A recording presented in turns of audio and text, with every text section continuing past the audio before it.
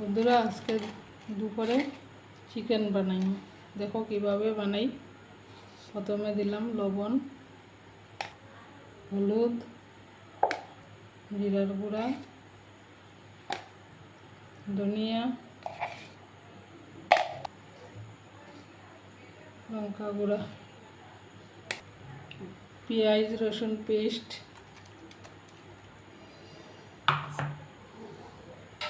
কাঁচা তেল,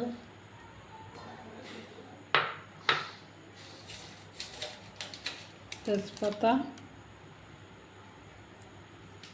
দিয়া সব এখন মাখিলেই। এখন আধা ঘন্টা ঢাকিয়া রেখে দিই।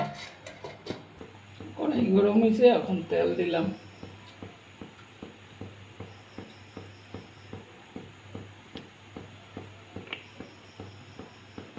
তেল গরম হয়েছে, এখন আলু ছাড়ি। আলুটা একটু ভাজা করি।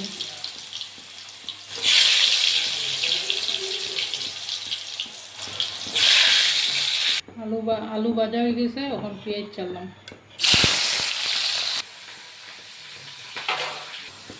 পেঁয়াজ ভাজা হয়ে গেছে, এখন মাংস চাললাম।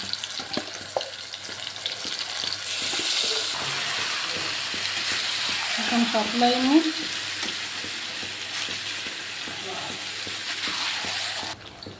সিদ্ধ হয়ে গেছে, এখন কষাইতাম। টমেটো দিলাম, দিয়া পাতলাই মাছ আলু তারে দিলাম,